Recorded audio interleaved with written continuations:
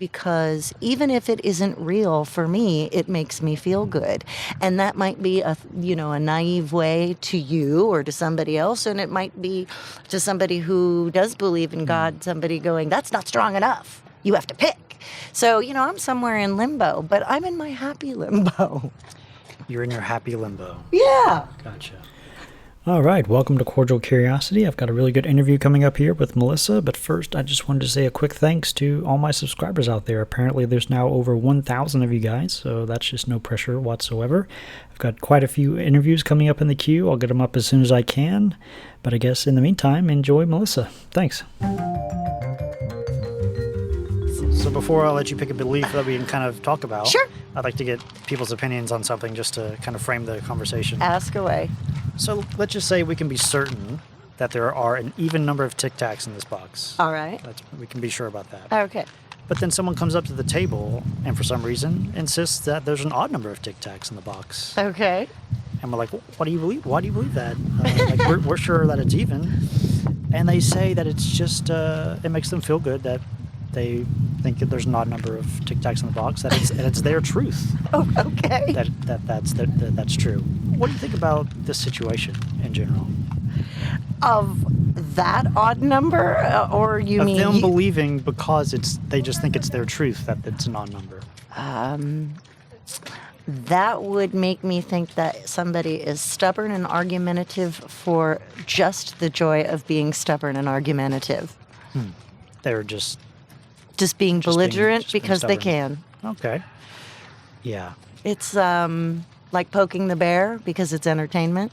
All right. Does that make sense to you, what I'm trying to say? Yeah. Yeah, what I'm trying to get at with this example is like how you value truth in general. Oh. Yeah. Well, Like, my mother has a saying, and this will sum it up for you instantly.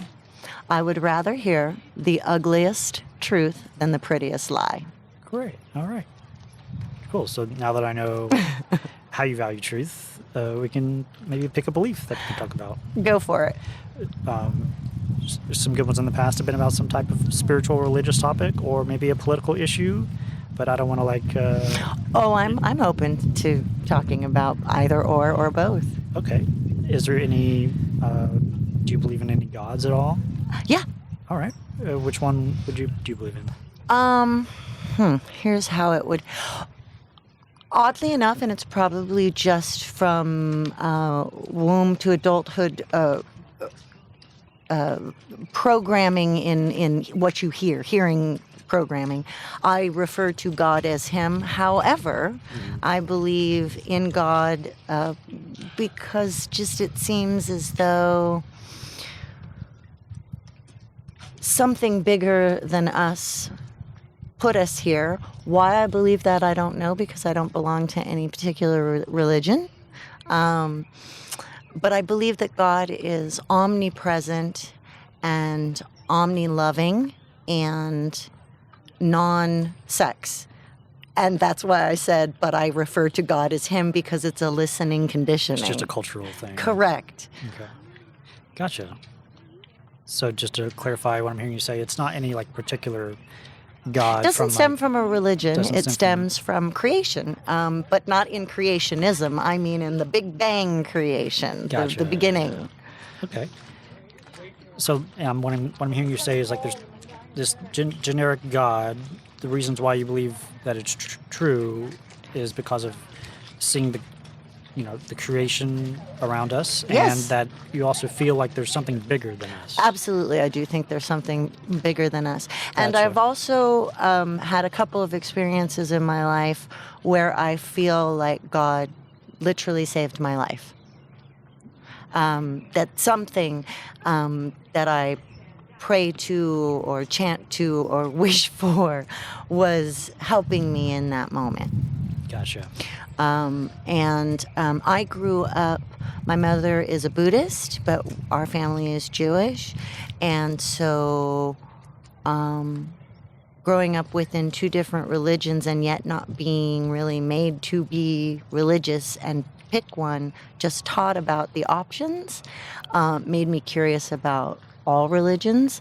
And this just seemed to me that gajillions and billions of people believe in some sort of tie that binds us in our humanity and in the trees and the animals or whatever, that there just must be something bigger that helps push us along. That might sound a little airy-fairy, but it's hard to put into words because it isn't about like a Christian God for me that I think is going to punish me if I do something that is considered unsavory in the biblical sense. But I just can't believe that we're on this beautiful planet with no push from something bigger than us. Gotcha. Yeah. So you're saying there just has to be something that just ties us all together, I would like to think so. and you just can't believe there couldn't be something greater out there. Mm-hmm. Okay. So just keeping it with like our valuing of truth,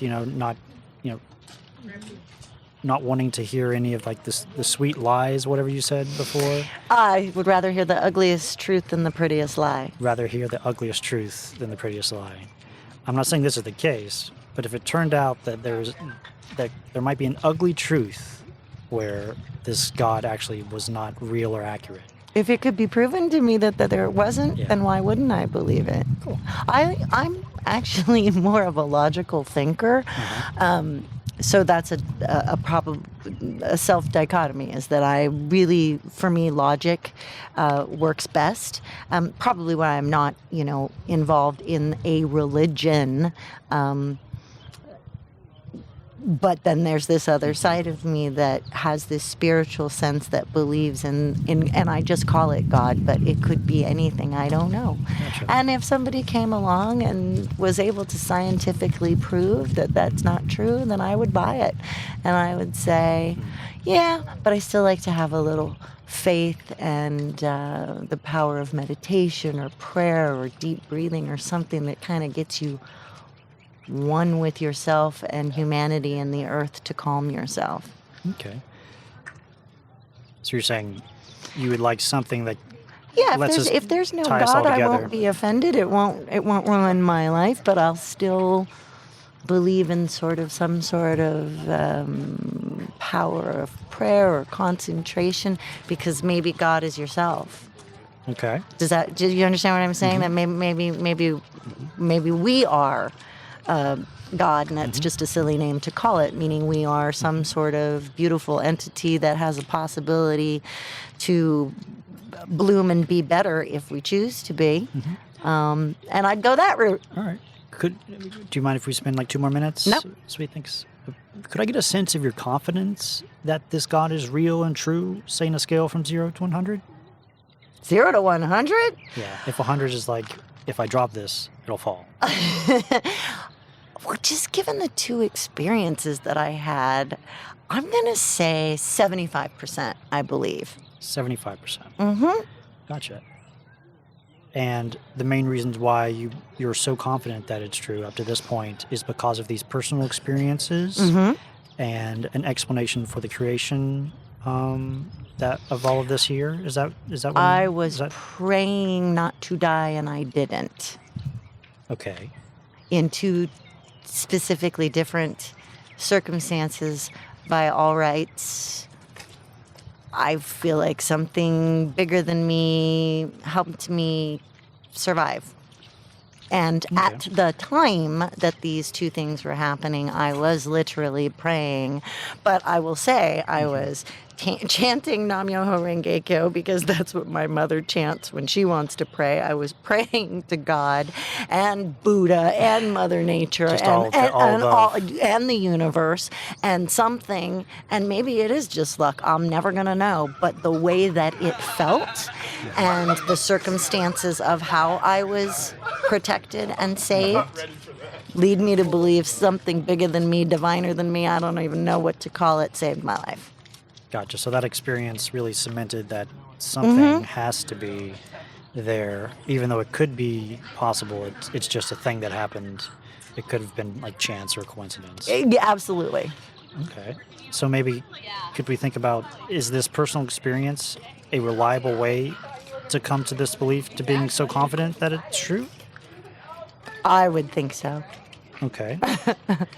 Even though you pray to so many things. Well, because I said Yeah. God is omni. I'm just going to simplify and call it God, but it's really, when I'm saying my prayers, it Yeah. isn't to a specific God. It's more Yeah. almost like to the universe of what all the gods that people say they believe in wrapped into one. Mm-hmm. Because it seems like every religious culture has their own little version of God, Mm-hmm. and selfishly picking and choosing that the God for me is something that is omni and loving and protecting, if it exists. So I just like to think that it does. So maybe we can think about this like far-fetched situation that I'm thinking of.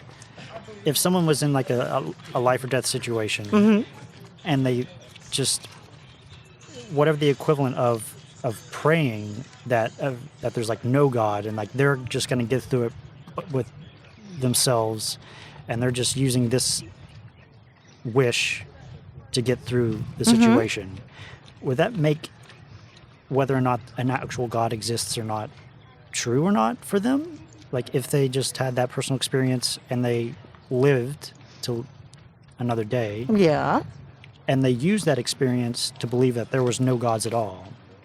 I'm sure that's happened countless times.